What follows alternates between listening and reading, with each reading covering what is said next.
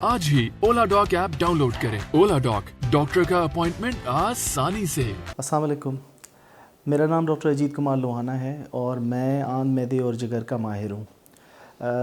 आज ये वीडियो जो है वो मैं ओला डॉक की तवज्जो से और उनके प्लेटफॉर्म से रिकॉर्ड करवा रहा हूँ मेरे तमाम तर नाजरीन और मेरे पेशेंट्स और उनके लवाकिन के लिए।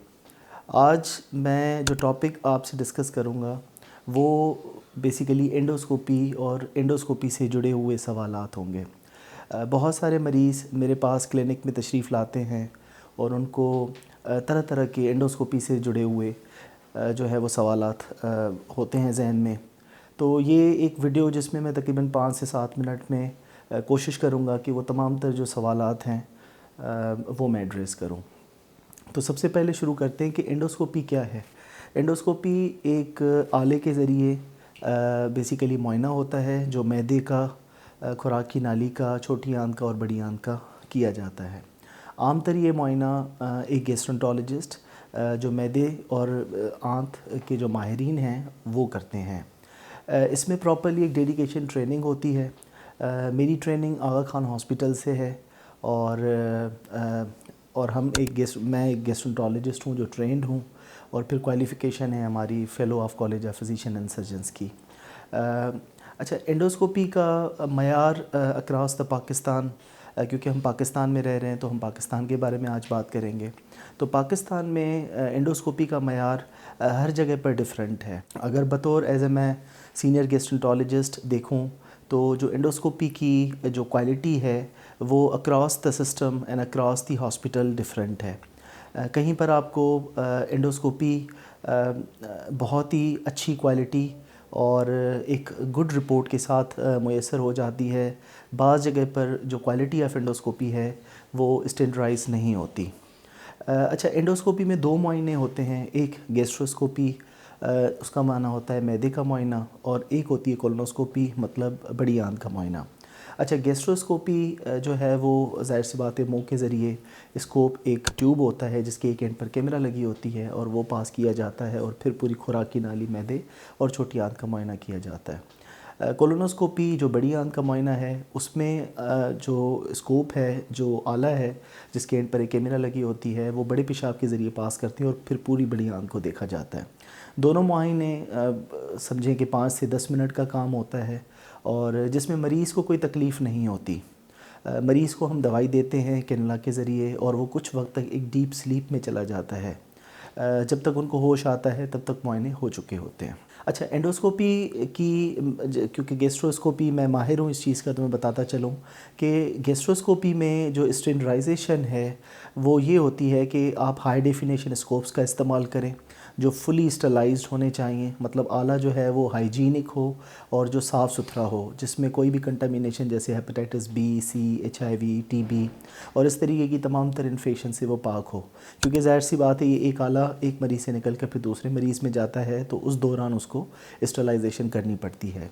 एक स्टैंडर्ड एंडोस्कोपी की रिपोर्ट की माना ये होती है कि तकरीबन मैदे की, छोटी आंत की, खुराक की नाली की कम से कम 6 पिक्चर्स लगनी चाहिए जो कलर्ड फ़ोटोग्राफ्स होने चाहिए और उसमें जो है वो उनकी जो स्टेजिंग सिस्टम है, जैसे अगर मैं बात करूं GERD की, एक कंडीशन होती है जिसको गैस्ट्रोइसोफेजियल रिफ्लक्स डिज़ीज़ कहा जाता है। आम तौर पर मरीज़ सीने में जलन की शिकायत करते हैं तो उसके लिए एक क्लासिफ़िकेशन होती है जिसको हिल ग्रेड क्लासिफ़िकेशन कहा जाता है। तो हर एंडोस्कोपी रिपोर्ट में जो पेशेंट रिफ्लक्स डिज़ीज़ के लिए करवा रहा है, मतलब स्टैंडर्ड रिपोर्ट ये कहती है कि उसमें हिल ग्रेड क्लासिफिकेशन मौजूद हो। Similarly H. पायलोरी का इन्फेक्शन होता है, बहुत सारे मरीज़ एंडोस्कोपी H. पायलोरी इन्फेक्शन के लिए करवाते हैं तो उसमें एक सिडनी क्लासिफिकेशन होती है जिसकी अकॉर्डिंगली हमें बायोप्सीज़ लेनी पड़ती हैं। फिर एक कंडीशन होती है जिसको हम गंदम की एलर्जी करते हैं, उसमें छोटी आंत की 4 से 6 हिस्सों की बायोप्सीज़ की जाती हैं।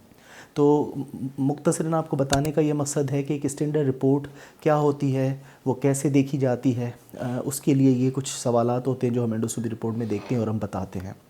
कुछ मरीज़ मेरे सवाल ये करते हैं कि क्या हम एक एंडोस्कोपी किसी बाहर जगह से करवा सकते हैं। तो मैं इस चीज़ से कभी उनको मना नहीं करता, लेकिन मैं हमेशा उनको ये मशवरा देता हूँ कि जहाँ से भी आप एंडोस्कोपी करवाएं, कोशिश है कि वो एक स्टैंडर्ड लैब से हुई हो, standard laboratory, standard endoscopy unit से हुई हो। तमाम तरह रिपोर्ट जैसे मैंने बात की पाकिस्तान के अक्रॉस हर जगह पर एंडोस्कोपी का मयार डिफरेंट है, तो मैं ये कहता हूँ वहाँ से एंडोस्कोपी करवाएं जहाँ पर मयारी एंडोस्कोपी की रिपोर्टिंग सिस्टम होना चाहिए, मौजूद हो। अच्छा, अब अगर हम एंडोस्कोपी से हम कोलोनोस्कोपी की बात करें, वो आम तौर पर बड़ी आंत के मसलों के लिए की जाती है, जैसे किसी को क्रॉनिक डायरिया, कोई मोशन की शिकायत है, वज़न की कमी, खून की कमी, बड़े पेशाब में खून आना, या ऐसे हजरात जिनकी फैमिली में कोई खुदा न खास्ता कोई बड़ी आंत का कैंसर मौजूद था, तो उनमें भी कोलोनोस्कोपी स्क्रीनिंग पर्पस के लिए की जाती है। सिमिलरली जो मैदे के मुआयने के इंडिकेशंस होते हैं, उसमें खून की कमी, मुंह से खून आना, जिगर की सरतान या जिगर का कैंसर या हेपेटाइटिस बी और सी, और इसके अलावा पेट में दर्द की शिकायत है, परसिस्टेंट वॉमिटिंग है या जुलाब हैं, तो या खुराक की नाली तंग है या खाना खाने में दुश्वारी महसूस हो रही है, तो इन तमाम तर चीज़ों के लिए गैस्ट्रोस्कोपी की जाती है। ऐसे आप समझें कि तकरीबन सैकड़ों इंडिकेशंस हैं एंडोस्कोपी और कोलोनोस्कोपी के लिए। आज मैं एक और आपको मुआयना बताऊंगा जो मैं करता हूं, जिसका मैं एक्सपर्ट हूं, वो ERCP कहलाता है, जो बेसिकली एक शॉर्ट फॉर्म है for endoscopic retrograde cholangiopancreatography. ERCP basically एक डिफरेंट आले के ज़रिए किया जाता है, जिसमें हम पित्ते की नाली में एक्सेस करते हैं और पित्ते की नाली से स्टोन्स हैं, पत्थर है, रुकावट है, तो उसको हम ठीक करते हैं। आम तौर पर ये प्रोसीजर एक डीप सेडेशन में किया जाता है और थिएटर के अंदर किया जाता है।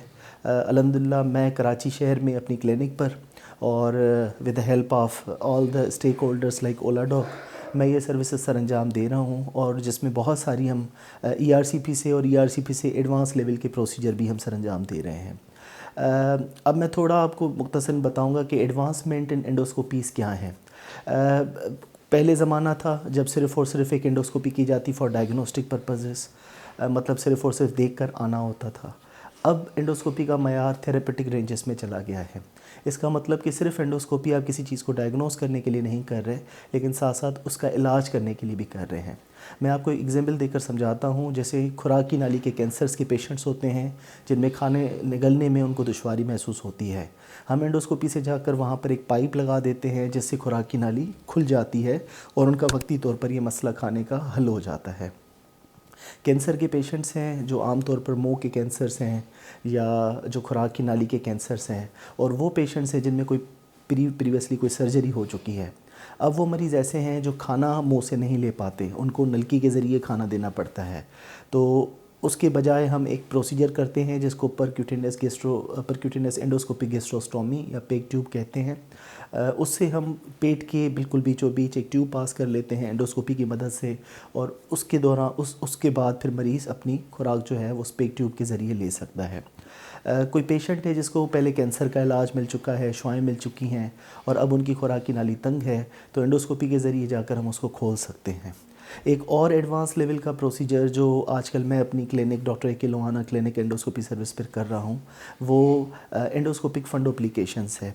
ये उन मरीज़ों के लिए किया जाता है जो गैस्ट्रोइसोफेजियल रिफ्लक्स डिज़ीज़ या सीने में जलन की शिकायत है और जो सालों साल सीने में जलन की शिकायत के जो है वो मुब्तला हैं।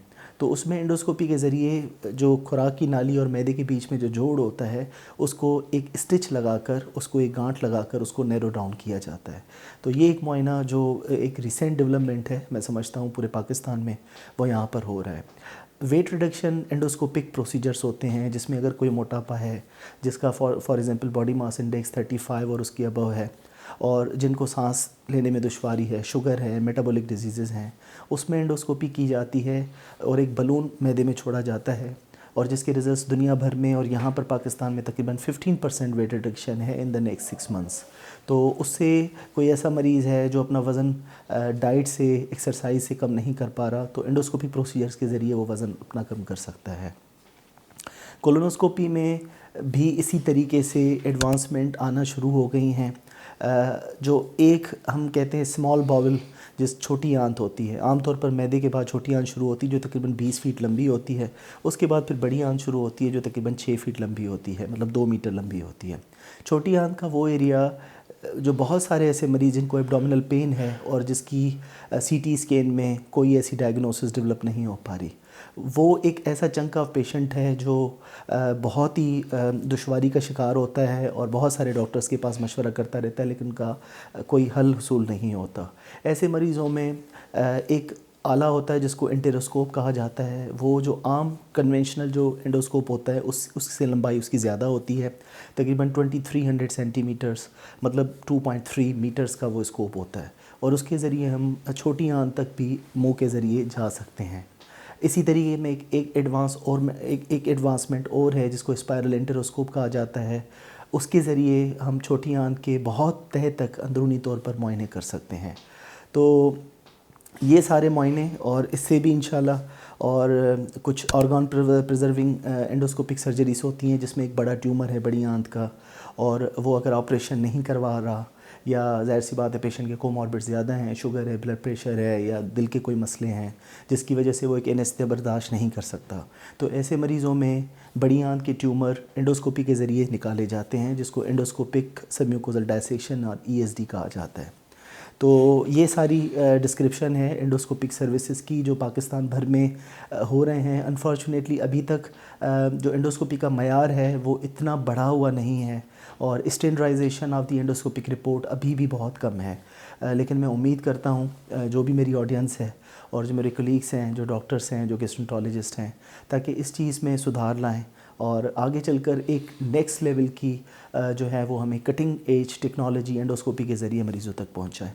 आप मेरी अपॉइंटमेंट्स ओला डॉक के प्लेटफॉर्म से बुक कर सकते हैं।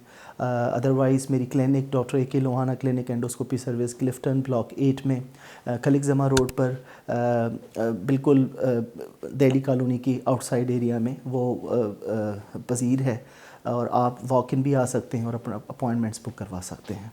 शुक्रिया।